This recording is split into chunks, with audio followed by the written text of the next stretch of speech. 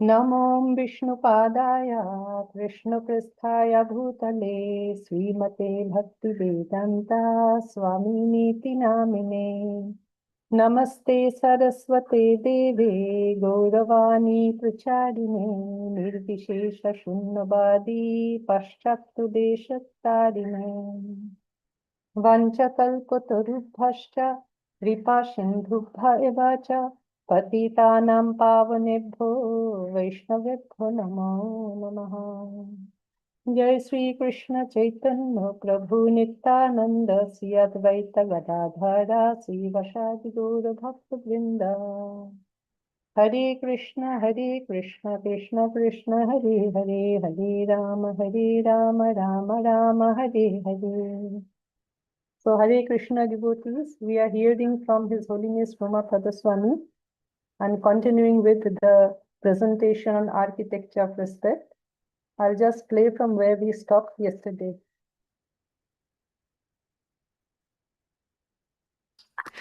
So 2 lessons, this is a detail.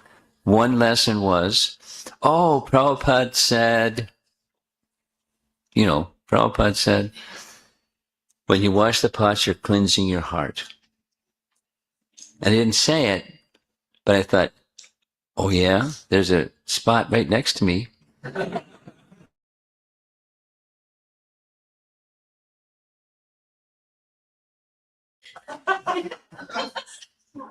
And then sometime later, someone else said, Prabhupada said you should wash the pot so nicely you can see yourself in the bottom of the pot. So many of you have heard this multiple times. And at that time, like not only temples did,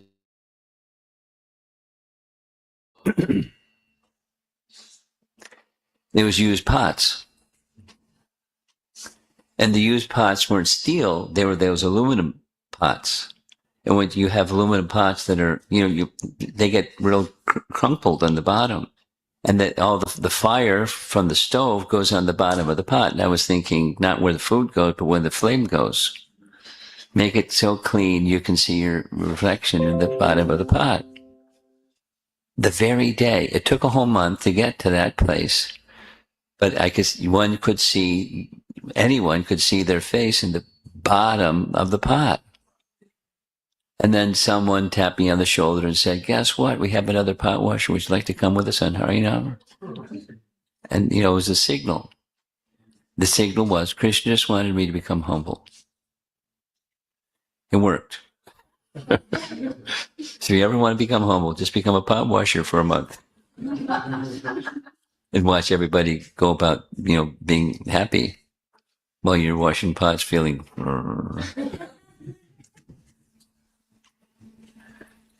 So by doing the heart, by bowing down, you'll feel.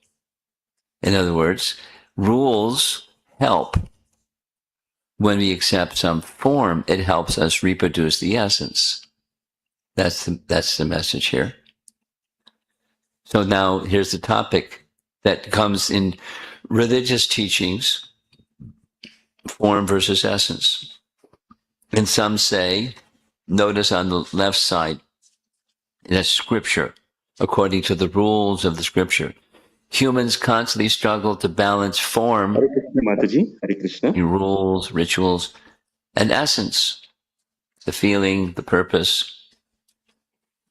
Some say, follow the rules, forget the feelings. Some say the essence really matters, don't. Mataji, can you maximize the screen on YouTube on the right bottom side? You will see that. I have maximized it already, Prabhu, no? Okay. You have maximized the screen, but there is YouTube video. Okay. Okay, the top chat reply and everything, can you press, after the top chat reply to the right side, there's a X button, cross button. Can you press the cross? Worry about the rules. And 1 minute. Yes. Mataji. So it's correct. Have you They're both needed. Just So give me a we're going minute, to just, Prabhu. I'm just 2 pausing slides just describing this. Overemphasis of form. Focus. So Yes, they, Prabhu, please. on the right side, have you kept open the chat window open, like the list? No, not chat. The list of all the participants window open. Yes, so that I should close, right? Yes, yes. Yes. Now Thank it you, is better. Prabhu. Now it's proper, Mataji. Yeah. Thank you. Thank you, Prabhu. Hare Krishna.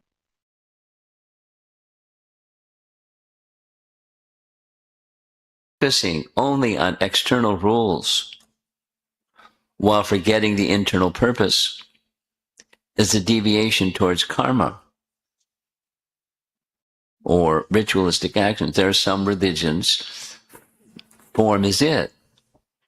You follow this, follow that, without naming the names. There's some religions that are like that.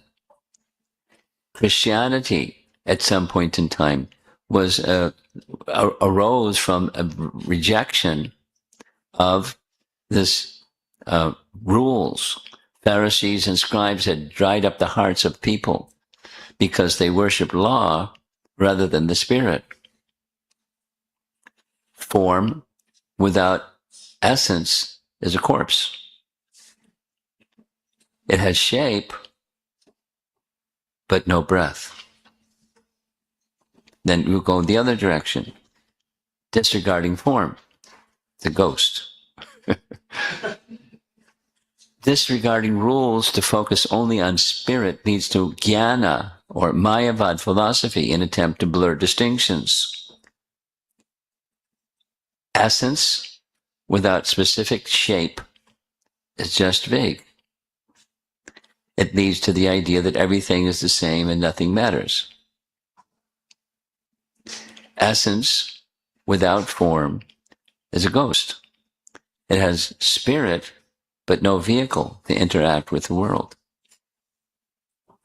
So both are needed. Both are needed. So bhakti is the synthesis of the form and essence. It's a nice little sidebar.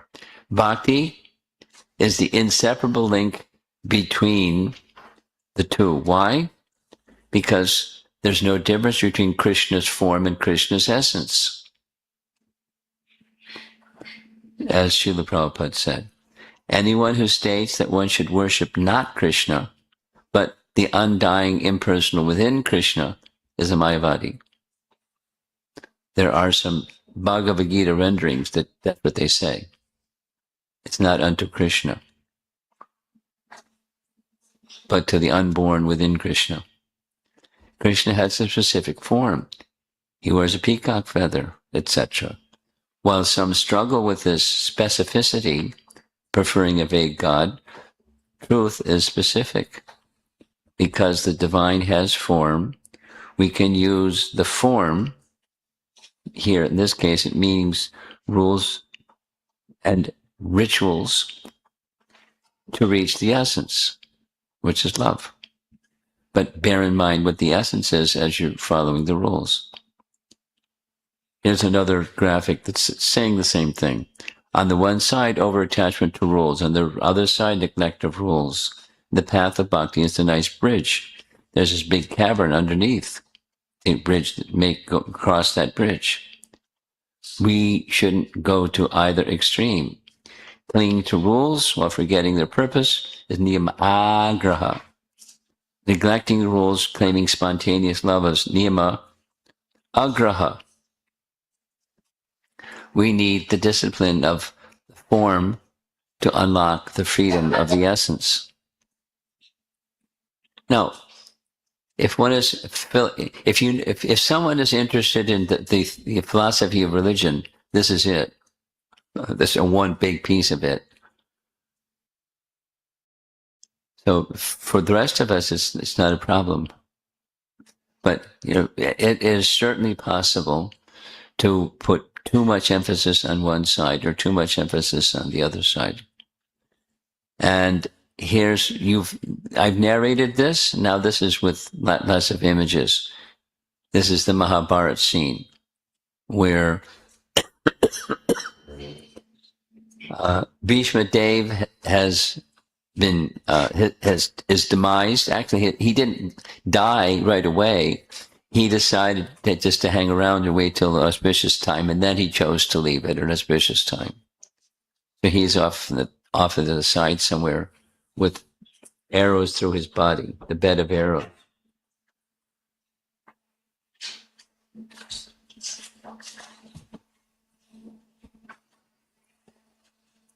Krishna teaches the correct etiquette and art of reconciling and harmonizing everything because he's the master of culture.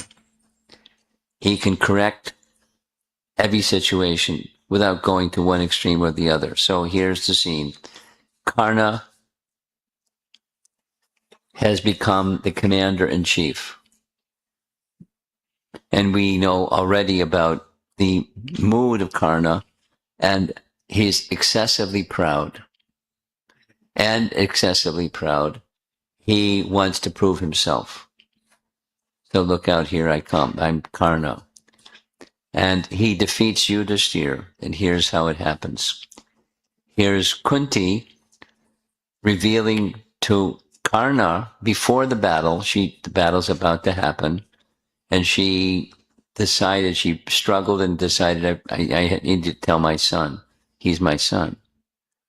So you're my firstborn son. And please fight with your brothers. Don't fight against your brothers. So Karna was like livid. No. Where were you, O noble woman, all this time? When people reviled me, when they pointed fingers at me, when they laughed at me, saying I was just a son of a charioteer, where were you then? Why were you silent? Duryodhana lifted me out of the mud. He lifted me up and made me a Kshatriya. I will never betray Duryodhana. Loyalty. But I promise, here's interesting, I promise you that you will always have 5 sons left alive, meaning he's going to kill Arjuna. That's what he told his mother. Although I can kill every one of the Pandavas, I will not kill anyone other than Arjuna, because only he is on the same level as me. Either I will kill him, or he will kill me. In any case, you will remain with 5 sons. When I kill Arjuna, you'll still have 5 sons. So you'll have nothing to grieve about. I promise you that. So he's giving Karna's promise. What does that mean anyways? But he made a promise and he kept his promise. During the battle, after Bhishma fell and Drona fell, Karna became the commander, chief commander of the Kaurava army. He began to fight and wanted to prove he could defeat any of the Pandava brothers. He quickly and easily defeated Nakula and Sahadev. He even defeated Bhima in battle so thoroughly that Bhima fled in horror from him. In the end, Karna challenged Yudhishthira. Of course, Arjuna was on another part of the battlefield, but he went after Yudhishthira. Completely defeated him. He destroyed even his chariot driver and horses. And, many, many, many wounds. Poor, embarrassed, defeated Yudhishthira. The chariot driver was able to somehow gather another chariot and take him off the battlefield. But it was clear, Yudhishthira's been defeated by Karna. So Karna, remembering the word to his mother, you'll always have 5 sons.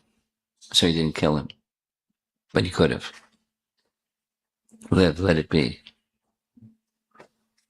So Yudhishthira, somehow getting to a place where they could minister to him. The Brahmanas that knew how to apply medicinal herbs came and did their thing. And bleeding heavily, the king, the emperor of the world, is lying in great distress and humility also. More than physical pain, it was the pain of humiliation and defeat that haunted him. Arjuna was far away at that time, fighting somewhere on the other end of the vast battlefield. When he returned and didn't see his brother, he became very worried. There's some further detail. Krishna, he wanted to go get Karna, but Krishna said, no, no, no. Your brother is Yudhishthira has been seriously wounded. We should go see him. So Krishna's plan. He rushed to find out what happened, where he was, how he was. And there's Arjuna, and there's Yudhishthira looking at Arjuna like, what are you doing here? When Arjuna, after some time, entered the tent where Yudhishthira was lying and bleeding, Yudhishthira thought, he has come to tell me the good news. Karna has been killed. He has avenged me and my dishonor, my defeat. He has come to cheer me up. Yudhishthira sat up and asked, is Karna killed? And Arjuna replies, surprised by Yudhishthira's outburst. Arjuna was very surprised. Karna, I didn't think about Karna. I thought about you. I came to visit you. It was important to me to find out what state you're in now. Yudhishthira blew up. You know, a man of even temperament and impeccable character and everything. He began insulting Arjuna, calling him, bad names. Here's a little graphic showing bad names. You're a coward. For a whole year, you lived as a eunuch. Well, he's a dance teacher, right? Incognito year in palace of Virat. Give your Gandiva bow to a real warrior. You're afraid. Admit that you're afraid. There's a whole section that says read, but I'm not going to read. It was insulting. Arjuna didn't like it. He immediately went to get his sword. He felt anger, pain, deep resentment. He stormed out, grabbed his sword. Krishna said, where are you going? Arjuna said, why? I will kill him, then kill myself. I made a vow. According to my vow, I must kill anyone on the spot who tells me to give away my Gandiva bow or claims that I am unworthy of it. I must fulfill my vow, and then I'll have to kill myself.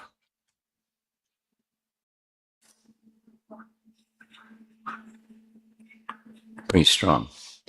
So Krishna gives him several lessons. There's like a long section about what Krishna says to Arjuna. It's like Bhagavad Gita number 2. What benefit is there if you now fulfill your vow? And in so doing, kill yourself and your elder brother. What good will that do for Dharma? And many, many, many other lessons. So, lessons in Dharma. It's very important. The meaning of Dharma is not to harm any living entity. Ultimately, that's our goal. The meaning of Dharma is to awaken love for Bhagavan.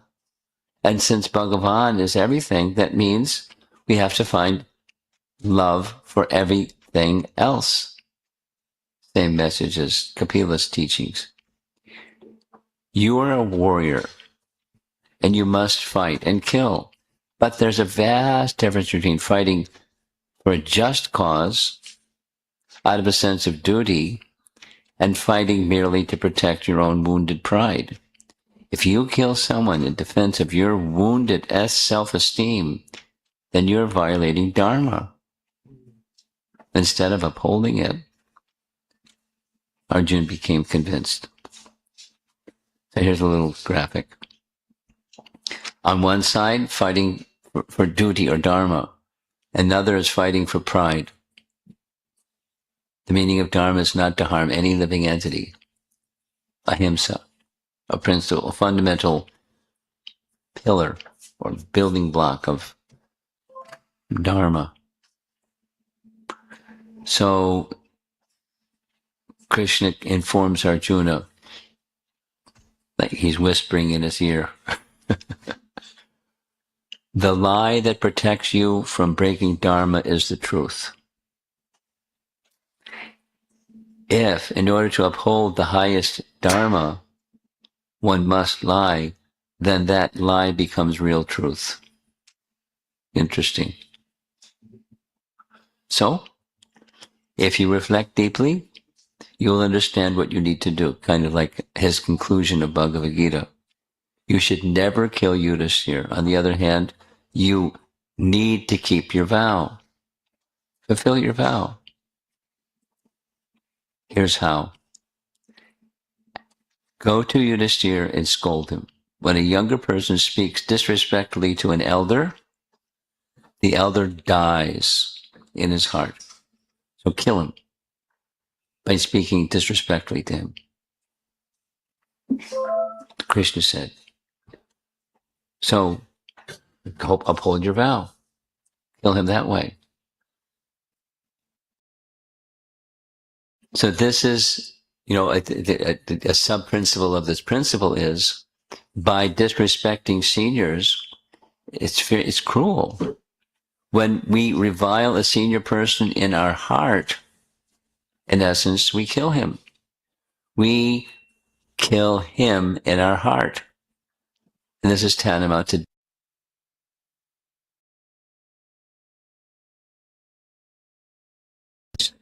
if you must kill Yudhishthira, then for goodness sake, kill him with cruel words. And then fall at his feet and ask for forgiveness. Insult him and then ask for forgiveness. Because after all, he's Yudhishthira. He'll forgive you. Sincerely repent and he will forgive you. Everything will be fine. The scriptures say so. So, dutifully, Arjuna goes to Yudhishthira. Listen to this, what he says. Yudhishthira, you're actually a coward. As Yudhishthira was saying to Arjuna, you're a coward. You're the coward. You're a complete coward. Because of you, we lived 13 years in the forest. Every day in those 13 years, we remembered how you played the dice game. Because of your weakness, our wife was public dishonored before our eyes. You don't even know who you are. You're unfit to be a monarch. You have no qualities for this role. If you compare yourself with Bhima, it would be better to give the throne to Bhima. He's much more worthy. He's a real man. Bhima. The whole war is because of you. And still you dare to scold me. That's not Arjuna. And the other is also not Yudhishthira. Guess what? Krishna. And then after speaking this way to his elder brother, the honorable monarch, he felt terrible. After speaking these words, Arjuna left. He forgot to pay his obeisances. He felt dirty, crumpled inside, and soiled by something foul. And what about us? We are accustomed to many things.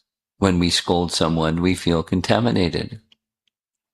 If we're not completely desensitized, there's a nasty feeling, a disgusting, heavy sensation.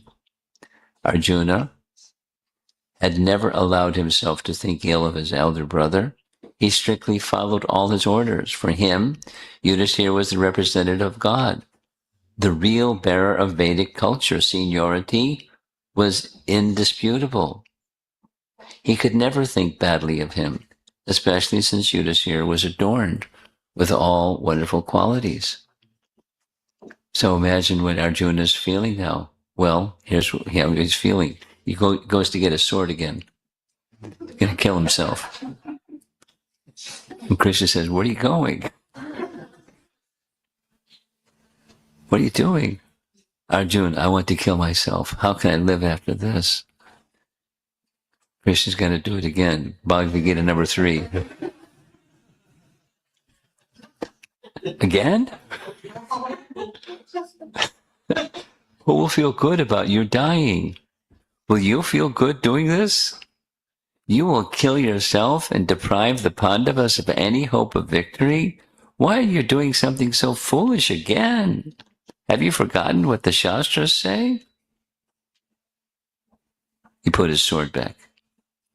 If you want to kill yourself, here's how to kill yourself. Go praise yourself in front of Yudhishthira. That's killing yourself.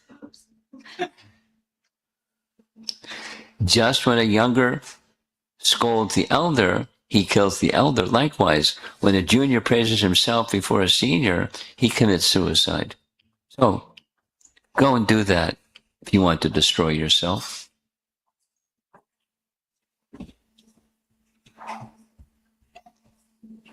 So he does. He came to Yudhishthira and began to praise himself. Yes, I'll win over everyone with my Kandiva bow and blah, blah, blah, blah, blah, blah, blah, blah. But when he said all this, he felt even worse. So much worse and disgusted that he fell at Yudhishthira's feet and begged for forgiveness. Looks like Yudhishthira's wounds healed really fast, huh?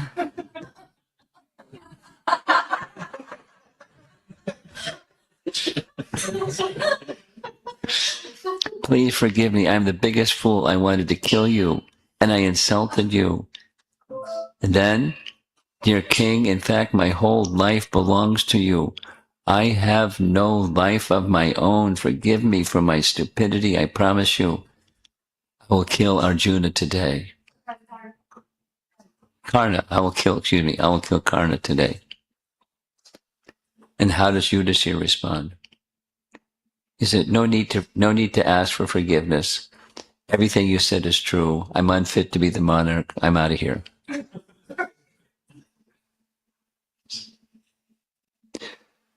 So this is this point of, doing some meaningful service after, gee, I'm sorry.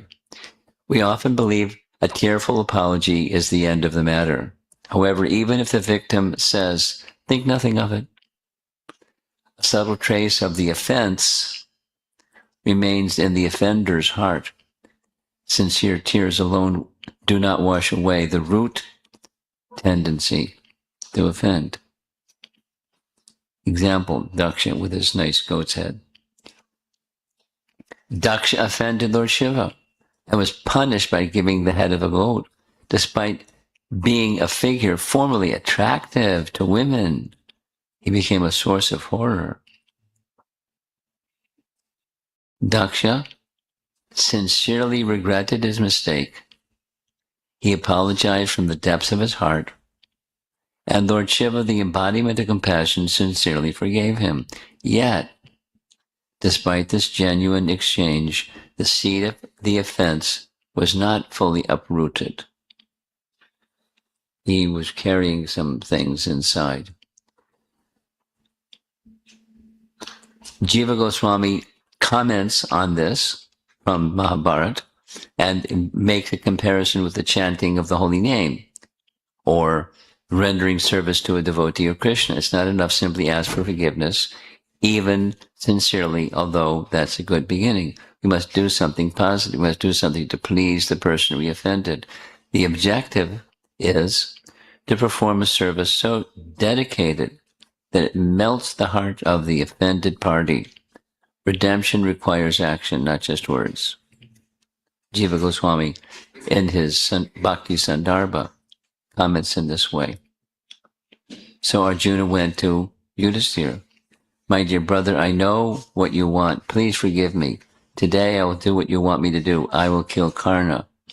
There's Yudhishthira's response. No need to ask for forgiveness. In fact, I am to blame for everything.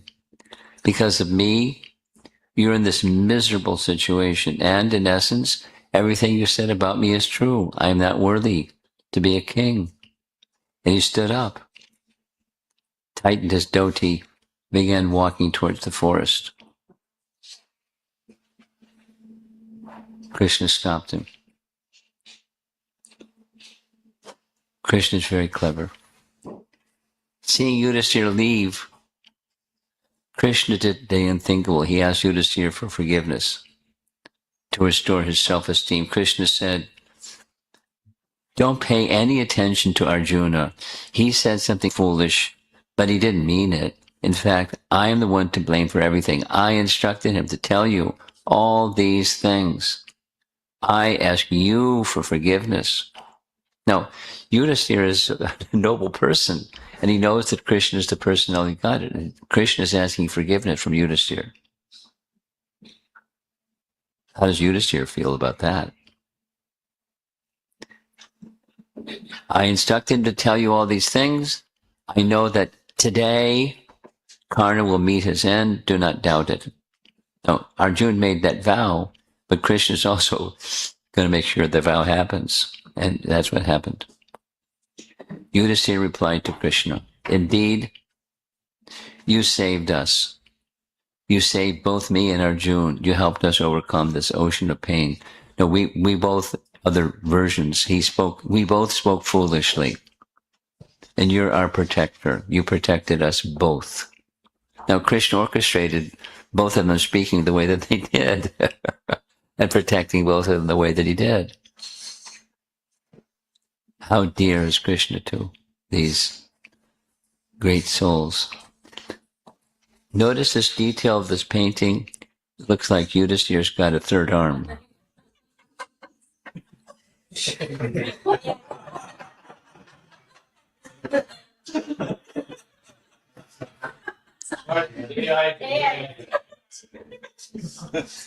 What do you think, Mataji?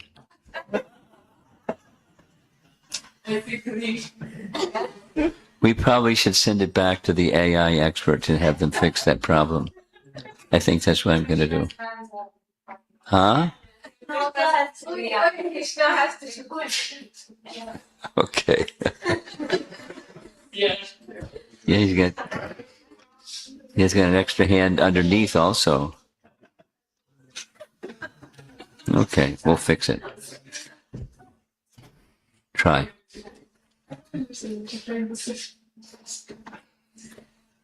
Moral of the story. This story shows that the principles of Dharma, etiquette, and proper conduct are not rigid or mechanical. They exist to serve a higher purpose. The form and substance, or form and essence. Through his own example, Krishna teaches that these principles are meant to uplift, inspire, and please others, to help them cross their ocean of pain and suffering. Similarly, let our bhakti be not just in words, but in actions that bring joy, redemption, and transformation to the hearts of all. And when there is a desire, Krishna will help us find the balanced and compassionate way of application in all situations. Now, as I'm reading this, I'm thinking of some very, very difficult situations. And, it's a little bit like what we were discussing the other evening about Kaliya saying to Krishna, I recognize these shortcomings, but I couldn't do it on my own, but you did it.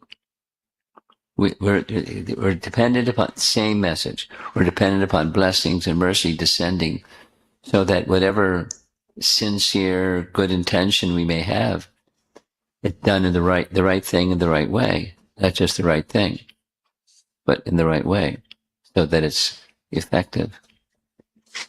And here's another little lesson, the ornament of a sadhu. There's spiritual power by having proper etiquette. So here's a nice example. Many of you know the story, but it's nice to hear the story again and again. Sanatana Goswami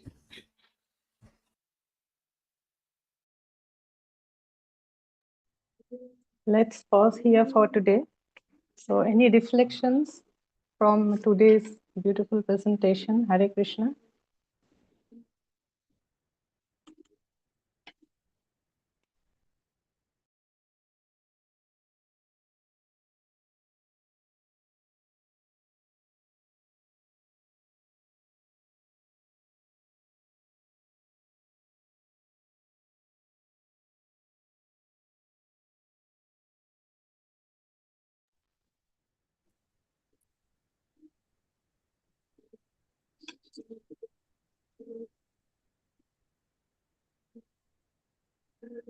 Maybe you can share what you like, Mataji. I think Nitin Prabhu is trying to speak. So Yeah, Hare yes, yes, Krishna. Prabhu. Uh, yes, Mother, it's a very wonderful class. And, I think one of the key takeaways is how we should deal with seniors, right? So, whether they are parents or devotees, that how our words can, how can pierce their heart and they feel rejected and even equivalent to death. So, I think that's something which we need to be really careful about, and it goes with Vaishnavas also. So, that's something which really stuck with me, that how we should be very careful about dealing with seniors. We may or may not have differences, but it has to be taken very seriously how we go about dealing with them. So, something I really felt very close to my heart. Thank you, Hare Krishna. Thank you, Prabhu. Hare Krishna. Yes, my liking from today's presentation. In fact, this entire presentation is really beautiful. There isn't any single screen from where there is nothing not to learn or something not to appreciate. Particularly the story, entire story of Karna, and then how he gave a promise to his mother Kunti, and then accordingly everything was going as per the plan. Then the conversation between Arjun and Yudhishthir, and how Krishna played in between, and the lessons from why he did so. That is all very amazing. Also, another portion I really liked where Maharaj shared his experience from washing pots for over a month, which made him humble. And then he concluded that rules help, because it actually helped him in his life also to become humble. So these were the main takeaways for me. Thank you. Hare Krishna. So Vinodini Mataji, you have raised your hand if you would like to share. It's me, Yes, you, Shamakunta. Prabhu. Yeah, Yes, Prabhu. Hare Krishna. hearing from her phone. Maybe I have some thoughts, but I'll summarize some key things. I'll just list some key things which Maharaj said, which I noted down I liked, and then I'll probably then come back to the some of the same things and elaborate a little bit, time permitting. The beginning of the class, Maharaj said, Bhakti is the synthesis of form and essence. And and if it is only form, it is deviation towards karma. It's just ritualistic action. And sometimes it happens like this, in the sense that we focus a lot on the rules and rules and rules. Um, but it leads to more ritualistic performances also. Some call it as a smarta way of living, etc. And if suppose we disregard the form, it leads to a form process without shape, like an essence without shape. So Maharaj was saying some struggle with being specific. They don't want something specific. It has to be a little vague. It's not just about Krishna has a form. It's not just that Krishna has a particular way of wanting us to approach him. There's a particular path. Some people say, it's okay. I can be where I am. However I am, I'm going to accept it. The moment we put a process in place, it becomes very tough for people to follow in general. So a healthy balance is required. That's one. And Maharaj said, we need the discipline of the form to unlock the freedom of the essence. And that's why both are important. The essence is important, but the discipline of the form, especially at our current maturity in practice of devotional service. And during the narration of the pastime, Maharaj said, what is the benefit in fulfilling your vow? Because that is what Krishna told Arjuna. Because the meaning of dharma is not to harm any individual. And if suppose somebody were to even kill anybody, to heal one's wounded pride, or harm anybody, killing is an extreme case, harm somebody, act against somebody to heal one's wounded pride, and it can even go to the level of speaking harsh words, or just speaking any frivolous words also for that matter, that is not dharmic.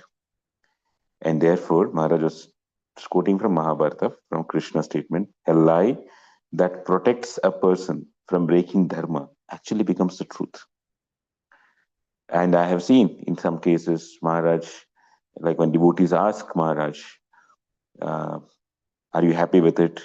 He may not be fully happy with it sometimes, but he just says, fine, it's okay, or something like that. In other words, he knows that the person cannot handle it to the exact truth. So you may call it as a lie, Maharaj is lying. I've seen this not just with Maharaj, with many other devotees. But the purpose for them is let the other person take one step forward. Not everybody can go all the way to the topmost point in one shot.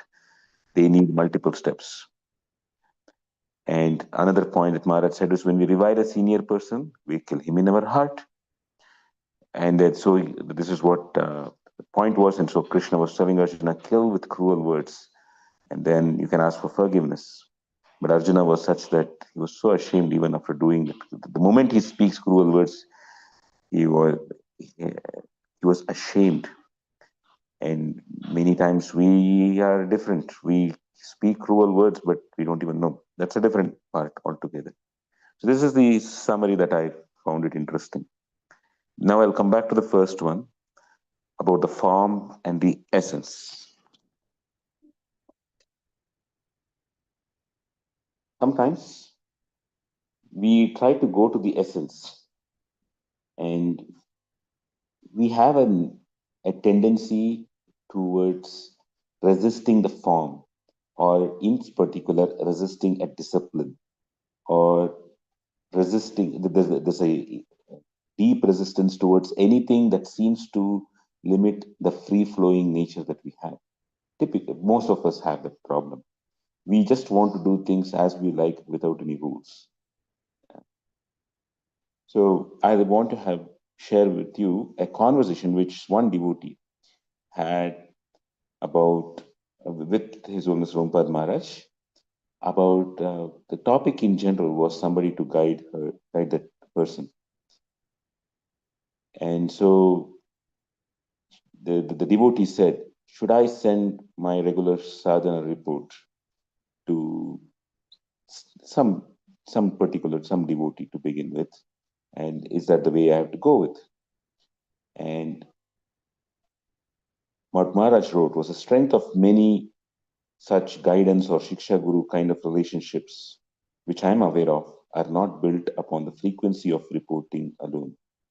Rather, they are based upon mutual respect, faith, and confidence in the relationship, plus the respectful behavior of seeking direction and or approval before making a major life direction type of decision. Uh, so this is like a form, so to say, that we discuss whatever the key decisions in our life are before we take the blessings. It's not just a discussion like FYI, for your information. This is what I'm doing. No, it's like saying, this is what I'm thinking. What do you think? Can I go ahead with it? Do you think I have the strength for it? Or even if you think I can do it, can I have your blessings? What are some pitfalls I may have? This is the kind of approach that ideally one should have. This is about the form versus the essence. Uh,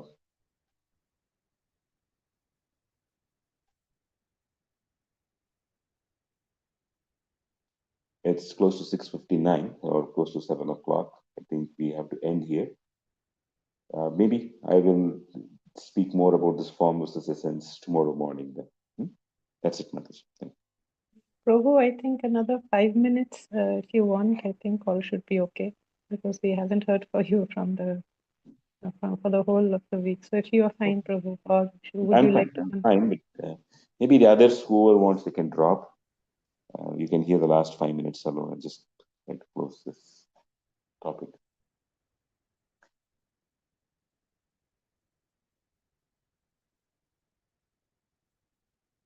Um, and there was a reason why I brought this topic of taking this important decisions, etc. Here,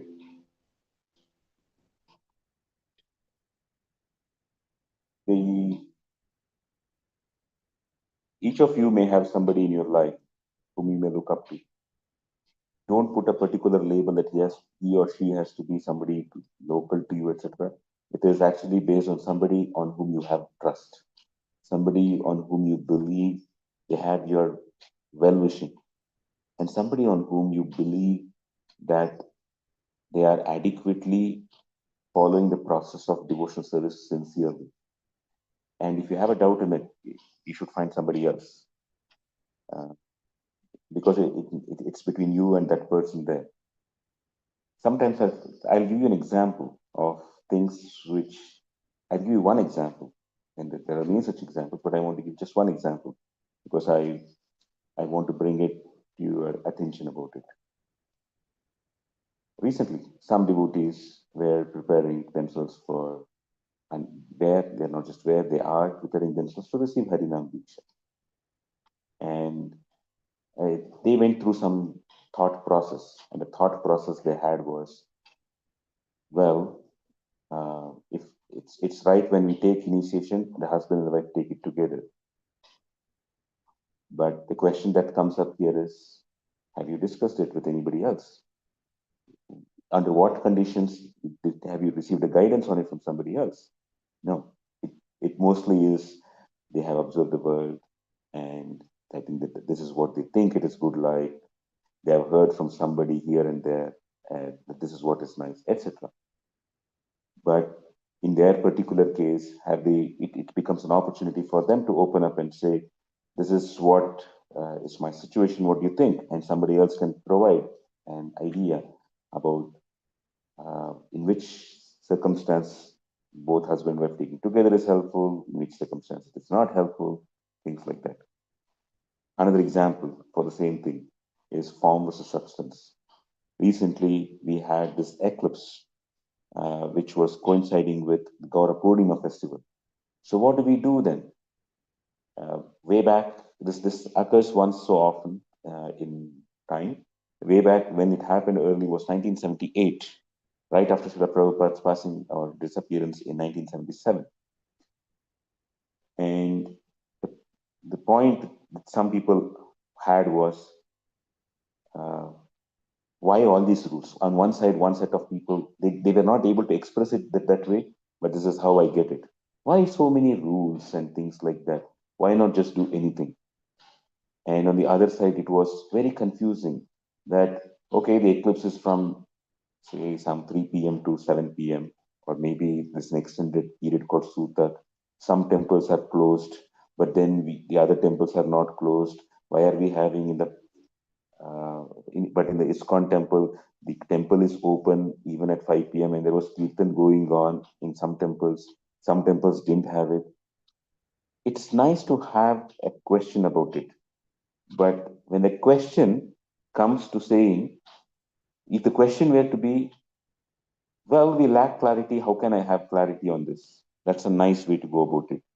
But when the question goes about in a sort of a rebelliousness towards the form, that goes in one side. And then there are the people who are on the other side, the essence fellows. You know what? Srila Prabhupada has said we should go to the essence. We should always chant Hare Krishna Mahamantra. All these are just rules and regulations. So the temple should be open. Srila Prabhupada, in one instance, had said, you can keep the temple open. So let's just keep the temple open. And let's just have kirtan. All these rules about not eating food during eclipses are all just rules. That is going to the essence. And it needs an acharya who will say, depending on the time, place, circumstance, or what needs to be done. So we need to have the mood of inquiry rather than the mood of rebelliousness. And quite often, it also happens that we try to hide our real feelings on it and just why are people doing that way? Openly say that this is what I feel about it and what should I do? That engenders humility. The other thing about this form versus substance is about the apologies. Uh, Krishna was actually apologizing to Yudhishthir.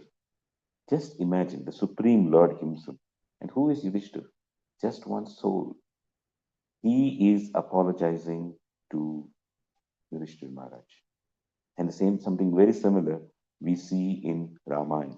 It's not about apologizing per se, but when Lord Rama met Sugriva, the conversation there went saying that Rama told Lakshmana that, okay, we would like, I'd like to make a pact with Sugriva and seek his help to vanquish Ravana and to find Mother Sita and basically find and vanquish Ravana also.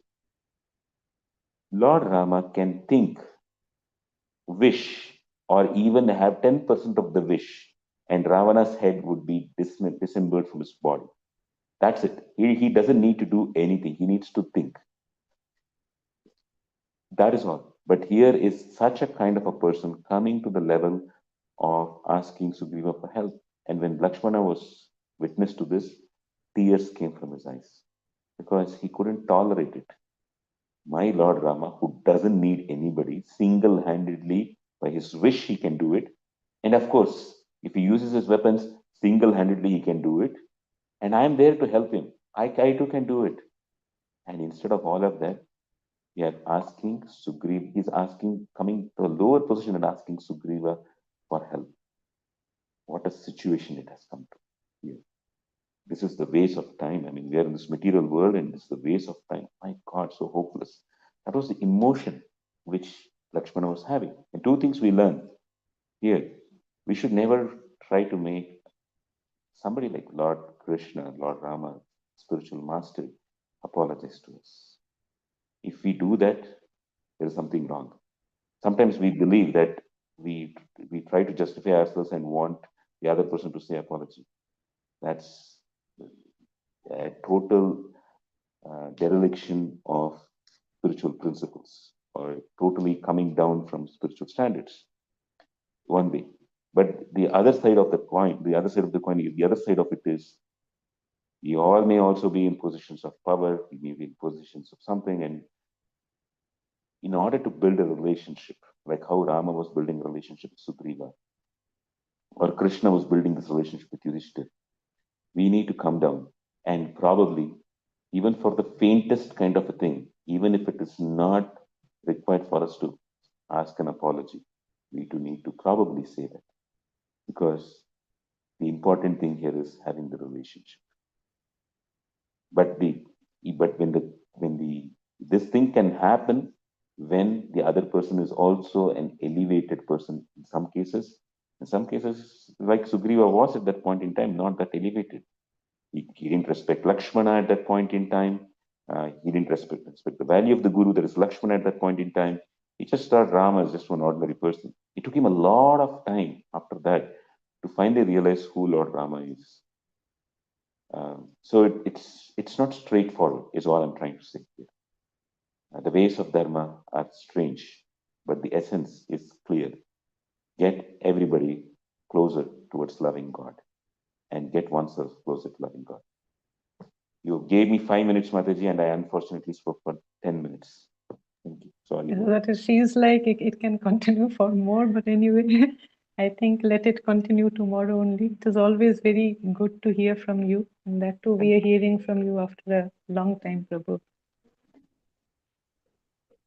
That's